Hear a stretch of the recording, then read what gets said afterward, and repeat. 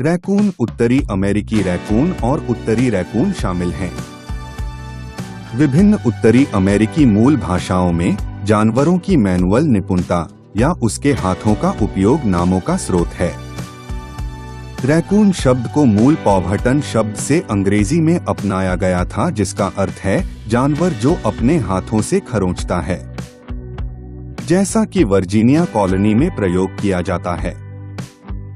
यह John Smith की पॉवर्टन शब्दों की सूची में अरौघकुन के रूप में और विलियम स्ट्रेची की सूची में अरथकोन के रूप में दर्ज किया गया था। इसे प्रोटोअल्गोनुकियन मूल अहराहकुनेम के प्रतिवर्त के रूप में भी पहचाना गया है, जिसका अर्थ है वह जो अपने हाथों से रगड़ता, साफ करता और खरोंचता है। स्पेनिश में रैकून को मापाचे कहा जाता है, जो एज़टेक के नाहुआट्ल मापाचटली से लिया गया है, जिसका अर्थ है वह जो सब कुछ अपने हाथों में ले लेता है। इसके लैटिन नाम का शाब्दिक अर्थ है कुत्ते से पहले धोने वाला। प्रोसियोन जीनस का नाम गोटलिब कॉनराड क्रिश्चियन स्टोर ने रखा था। जानवर की धोने या डूजिंग की देखी गई आदत अन्य भाषाओं में इसके नाम का स्रोत है। उदाहरण के लिए फ्रांसीसी रैटन लावेर का अर्थ है धोने वाला चूहा। बोलचाल का संक्षिप्त नाम कून फर के कपड़ों के लिए कोनस्किन जैसे शब्दों में और प्रैपर्स के स्वपदनाम के रूप में ओल्ड कून जैसे वाक्यांशों में उपयोग किया जाता है। 1830 के दशक में यूनाइटेड स्टेट्स व्हिग पार्टी ने रैकून को एक प्रतीक के रूप में इस्तेमाल किया, जिसके कारण उन्हें उनके राजनीतिक विरोधियों द्वारा कून के रूप में जाना जाने लगा, जो उन्हें अफ्रीकी अमेरिकियों के प्रति बहुत सहानुभूति रखते थे।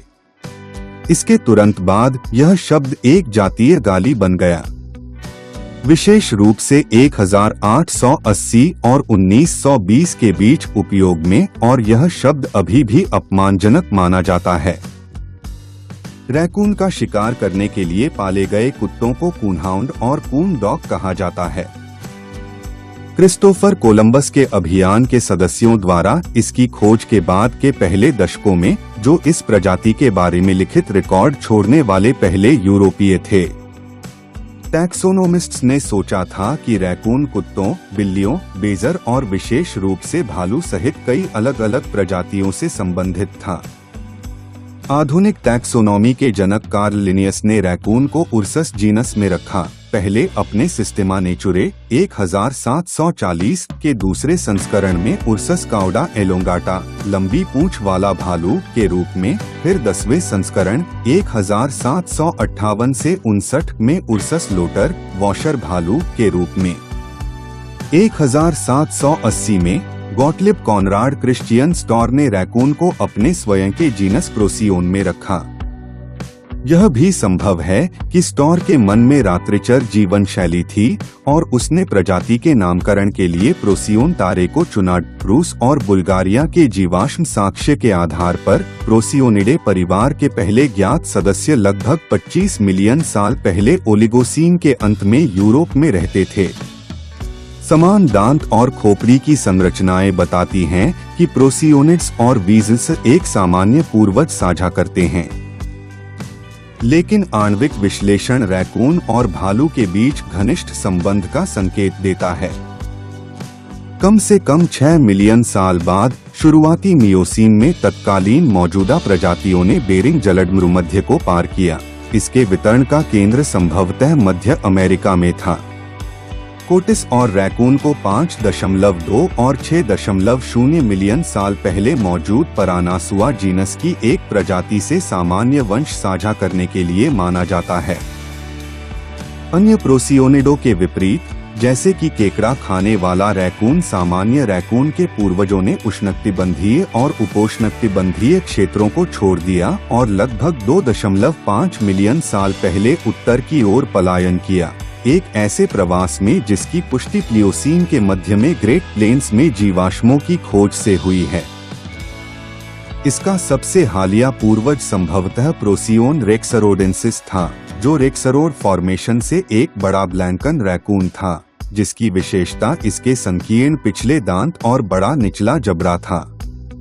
2005 तक विश्व की स्तनपायी प्रजातियां रैकून की 22 उपप्रजातियों को पहचानती हैं। केवल छोटे मध्य अमेरिकी और कैरिबियाई द्वीपों पर रहने वाली इनमें से 4 उपप्रजातियों को अक्सर उनकी खोज के बाद अलग प्रजाति माना जाता था। ये बहामियन रैकून और ग्वादेलूप रैकून हैं, जो एक दूसरे के समान हैं। प्रेस मारियास रैकून, जो औसत से बड़ा है और एक कोणीय खोपड़ी है, और विलुप्त बारबाडोस रैकून। 1999, 2003 और 2005 में उनके रूपात्मक और आनुवंशिक लक्षणों के अध्ययन ने इन सभी द्वीप रैकून को विश्व की स्तनपायी प्रजातियों के तीसरे संस्करण में आम रैकून की उप प्रजातियों के रूप में सूचीबद्ध किया।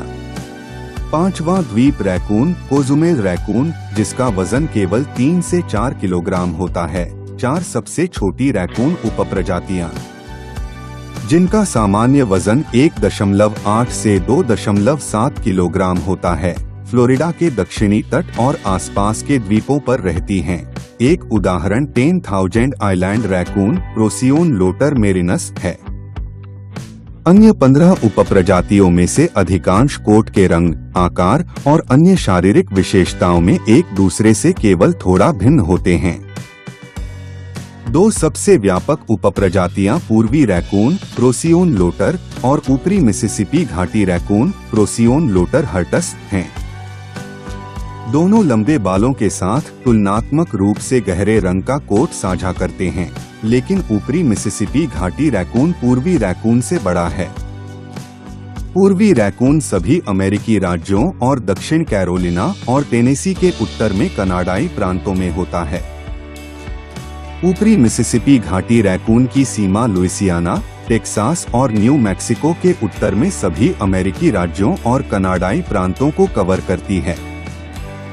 मध्य यूरोप, कोसिया और जापान में रहने वाले जंगली रैकून की टैक्सोनोमिक पहचान अज्ञात है, क्योंकि संस्थापक आबादी में चिड़ियाघरों और फार्मों से अवर्गीकृत नमूने शामिल थे।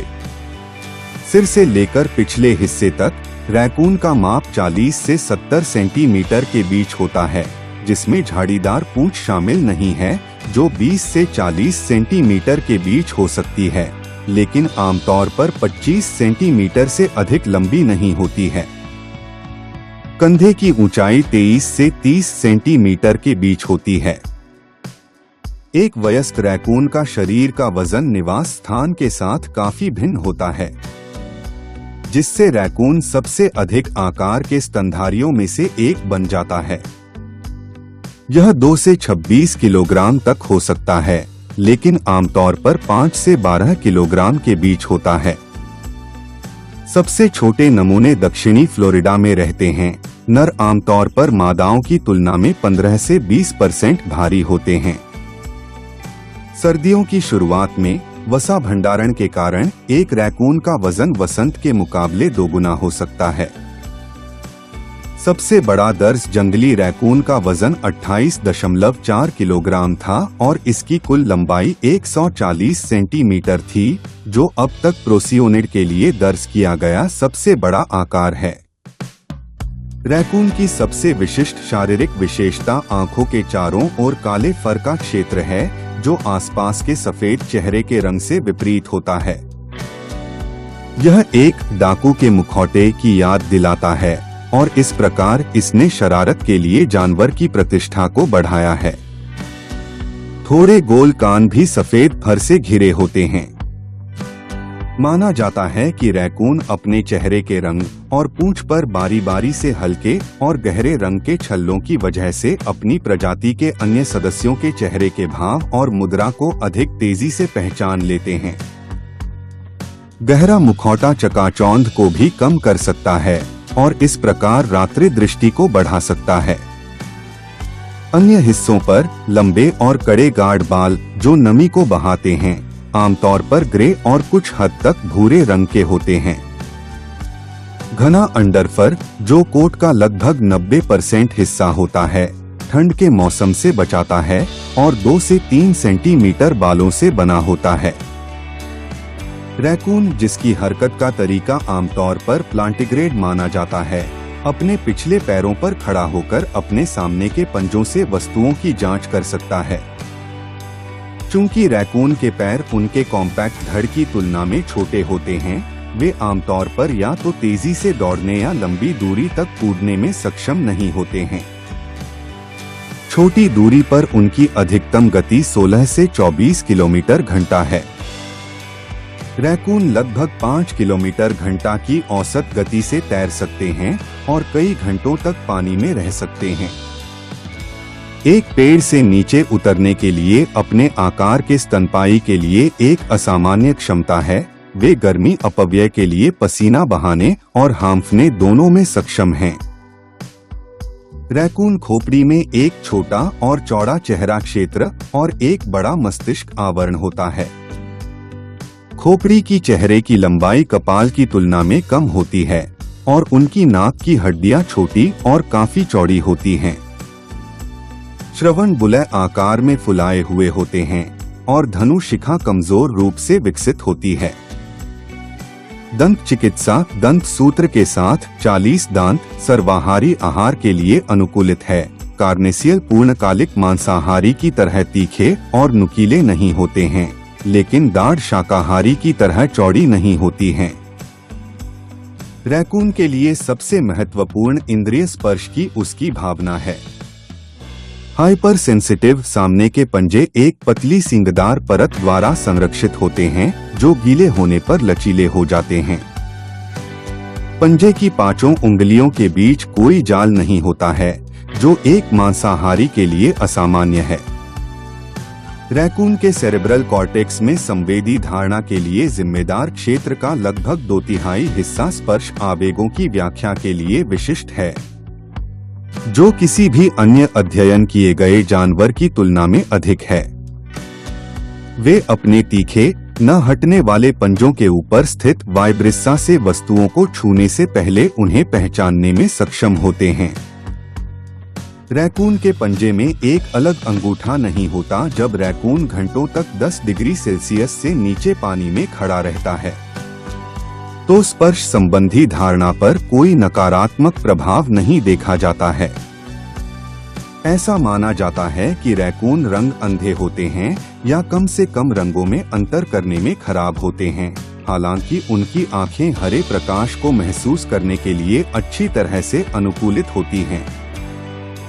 यद्यपि उनका 11 डायोप्टर का समायोजन मनुष्यों के बराबर है और वे रेटिना के पीछे टेपेटम ल्यूसिडम की वजह से गोधूली में अच्छी तरह से देखते हैं।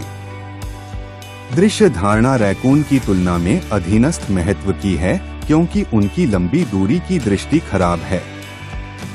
अंधेरे में अभिविन्यास के लिए उपयोगी होने के अलावा उनकी गंध की भावना अंतःविशिष्ट संचार के लिए महत्वपूर्ण है। ग्रंथियों के स्राव आमतौर पर उनके गुदा ग्रंथियों से मूत्र और मल का उपयोग अंकन के लिए किया जाता है। प्राणी विज्ञानी क्लिंटन हार्ट मेरियम ने रैकून को चतुर जानवर के रूप में वर्णित किया और कहा कि कुछ दिशाओं में उनकी चालाकी लोमड़ी से भी आगे निकल जाती है। जानवर की बुद्धिमत्ता ने धूर्त कून की उपाधि को जन्म दिया। रैकून की मानसिक क्षमताओं को निर्धारित करने के लिए केवल कुछ अध्ययन किए गए हैं। उनमें से अधिकांश जानवर की स्पर्श की भावना पर आधारित हैं। 1908 में एथोलॉजिस्ट H.B. डेविस द्वारा किए गए एक अध्ययन में रैकून 10 से कम कोशिशों में 13 में से 11 जटिल ताले खोलने में सक्षम थे और जब ताले को फिर से व्यवस्थित किया गया या उल्टा कर दिया गया तो कार्रवाई को दोहराने में कोई समस्या नहीं हुई। डेविस ने निष्कर्ष निकाला कि वे ताला लगाने के तंत्र के अमूर्त सिद्धांतों को समझते हैं और उनकी सीखने की गति रिसस मैकाक के बराबर थी। 1963, 1973, 1975 और 1992 में रैकून मेमोरी पर केंद्रित अध्ययनों से पता चला कि वे कम से कम 3 साल तक कार्यों के समाधानों को याद रख सकते हैं। 1992 में भी पोहल द्वारा किए गए एक अध्ययन में रैकून छोटे प्रारंभिक सीखने के चरण के 3 साल बाद समान और विभिन्न प्रतीकों के बीच तुरंत अंतर करने में सक्षम थे। रैकून के बीच प्रचलित इन 3 अलग अलग जीवन शैलियों के संबंध में ओमैन ने उनकी सामाजिक संरचना को 3 वर्गीय समाज कहा। वेबर स्टेट यूनिवर्सिटी में प्राणीशास्त्र के प्रोफेसर और रैकून ए नेचुरल हिस्ट्री पुस्तक के लेखक सैमुअल आई ज़ेविलॉफ अपनी व्याख्या में निष्कर्ष निकालते हैं कि कम से कम मादाएं अधिकांश समय अकेली रहती हैं और 1978 में नॉर्थ डकोटा में एरिक के फ्रिट्जेल के अध्ययन के अनुसार कम जनसंख्या घनत्व वाले क्षेत्रों में नर भी अकेले रहते हैं। रैकून के सामान्य व्यवहार पैटर्न के बारे में गेहर्ट बताते हैं कि आमतौर पर आप 10 से 15% ऐसे पाएंगे जो अपेक्षा के विपरीत काम करेंगे। हालांकि आमतौर पर निशाचर रैकून कभी-कभी उपलब्ध खाद्य स्रोतों का लाभ उठाने के लिए दिन के उजाले में सक्रिय होता है। इसके आहार में लगभग 40% अकशेरुकी, 33% पौधे और 27% कशेरुक होते हैं। चूंकि इसके आहार में विभिन्न प्रकार के खाद्य पदार्थ शामिल हैं, ज़ेविलॉफ का तर्क है कि रैकून दुनिया के सर्वाहारी जानवरों में से एक हो सकता है। जबकि वसंत और शुरुआती गर्मियों में इसके आहार में ज्यादातर कीड़े और अन्य जानवर होते हैं जो पहले से ही वर्ष के शुरू में उपलब्ध होते हैं। यह फल और नट्स जैसे कि एकोर्न और अखरोट पसंद करता है जो देर से गर्मियों और शरद ऋतु में निकलते हैं और सर्दियों के लिए आवश्यक वसा के निर्माण के लिए एक समृद्ध कैलोरी स्रोत का प्रतिनिधित्व करते हैं। आम धारणा के विपरीत रैकून कभी-कभी बड़े शिकार जैसे पक्षियों और स्तनधारियों को खाते हैं। वे ऐसे शिकार को पसंद करते हैं जिसे पकड़ना आसान हो, विशेष रूप से क्रेफिश, कीड़े, मछली, उभयचर और पक्षी के अंडे। रैकून के व्यवहार का एक पहलू इतना प्रसिद्ध है कि यह जानवर को उसके वैज्ञानिक नाम का एक हिस्सा देता है। प्रोसियोन लोटर, लोटर लैटिन में वॉशर के लिए है। जंगल में रैकून अक्सर तट के पास पानी के नीचे के भोजन की तलाश करते हैं। फिर वे अक्सर खाद्य पदार्थ को अपने सामने के पंजों से उठाकर उसकी जांच करते हैं और वस्तु को रगड़ते हैं, कभी-कभी अवांछित हिस्सों को हटाने के लिए। इससे ऐसा लगता है कि रैकून भोजन को धो रहा है। अगर यह रगड़ने की क्रिया पानी के नीचे की जाती है तो रैकून के पंजे की स्पर्श संवेदनशीलता बढ़ जाती है, क्योंकि पानी पंजे को ढकने वाली कठोर परत को नरम कर देता है। रैकून आमतौर पर जनवरी के अंत और मार्च के मध्य के बीच दिन के उजाले बढ़ने से शुरू होने वाली अवधि में संभोग करते हैं, जो सौर स्थितियों से पूरी तरह से समझा नहीं जा सकते हैं। उदाहरण के लिए, जबकि दक्षिणी राज्यों में रैकून आमतौर पर औसत से बाद में संभोग करते हैं। मैनिटोबा में संभोग का मौसम भी मार्च में सामान्य से बाद में चरम पर होता है और जून तक रहता है। आमतौर पर 63 से 65 दिनों के गर्भकाल के बाद 2 से 5 बच्चों का जन्म होता है। बच्चों का औसत आकार निवास स्थान के साथ व्यापक रूप से भिन्न होता है। पालन पोषण में नर की कोई भूमिका नहीं होती है। किट, जिन्हें शावक भी कहा जाता है, लगभग 10 सेंटीमीटर लंबे किट का वजन 60 से 75 ग्राम के बीच होता है। उनकी कान की नलिका लगभग 18 से 23 दिनों के बाद खुलती है। उनकी मां उन्हें कम आवृत्ति के साथ दूध पिलाती है। वे आमतौर पर 16 सप्ताह तक दूध छुड़ा देते हैं। यह ज्ञात है कि बंदी रैकून 20 से अधिक वर्षों तक जीवित रहते हैं। हालांकि जंगल में प्रजातियों की जीवन प्रत्याशा केवल 1.8 से 3.1 वर्ष है, जो स्थानीय स्थितियों जैसे यातायात की मात्रा, शिकार और मौसम की गंभीरता पर निर्भर करती है। एक वर्ष में पैदा हुए बच्चों में से केवल आधे का पूरा वर्ष जीवित रहना असामान्य नहीं है। इस बिंदु के बाद वार्षिक मृत्यु दर 10% से 30% के बीच गिर जाती है। युवा रैकून अपनी मां को खोने और भुखमरी के प्रति संवेदनशील होते हैं, खासकर लंबी और ठंडी सर्दियों में। उत्तरी अमेरिकी रैकून आबादी में मौत का सबसे लगातार प्राकृतिक कारण डिस्टेम्पर है, जो महामारी के अनुपात तक पहुंच सकता है। रैकून के सबसे महत्वपूर्ण प्राकृतिक शिकारी बॉबकैट, कोयोट और बड़े सींग वाले उल्लू हैं, जो मुख्य रूप से युवा रैकून का शिकार करते हैं, लेकिन कुछ मामलों में वयस्कों को मारने में सक्षम हैं। दक्षिण पूर्व में भी वे वयस्क अमेरिकी मगरमच्छों के पसंदीदा शिकार में से हैं। कभी कभी गंजे और सुनहरे चील दोनों ही रैकून का शिकार करते हैं। उष्णकटिबंधीय क्षेत्रों में रैकून छोटे ईगल्स जैसे कि अलंकृत हॉक ईगल और ब्लैक हॉक ईगल का शिकार बनते हैं।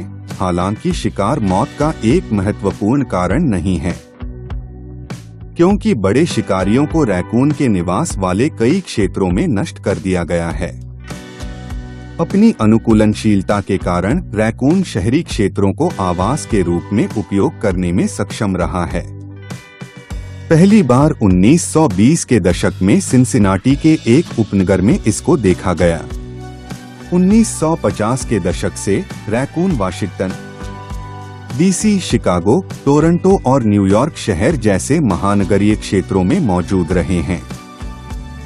1960 के दशक से कासेल ने एक बड़े शहरी क्षेत्र में यूरोप की पहली और सबसे घनी आबादी की मेजबानी की है, जिसमें प्रति वर्ग किलोमीटर लगभग 50 से 150 जानवर हैं, जो उत्तरी अमेरिका के शहरी आवासों के बराबर है।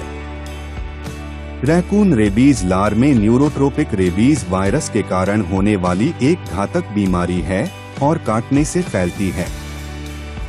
इसका प्रसार 1950 के दशक में फ्लोरिडा और जॉर्जिया में शुरू हुआ और 1970 के दशक के अंत में वर्जीनिया और नॉर्थ डकोटा में संक्रमित व्यक्तियों की शुरुआत से सुगम हुआ। संयुक्त राज्य अमेरिका में 2006 में रिपोर्ट किए गए 940 प्रलेखित रेबीज मामलों में से 2615 37.7% रैकून में थे। अमेरिकी कृषि विभाग, साथ ही कई अमेरिकी राज्यों और कनाडाई प्रांतों में स्थानीय अधिकारियों ने लुप्तप्राय आबादी में बीमारी के प्रसार से लड़ने के लिए मौखिक टीकाकरण कार्यक्रम विकसित किए हैं। हमारी वीडियो अच्छी लगी हो तो लाइक करें, शेयर करें। ऐसी जानकारी भरी वीडियो देखने के लिए चैनल को सब्सक्राइब करना ना भूलें।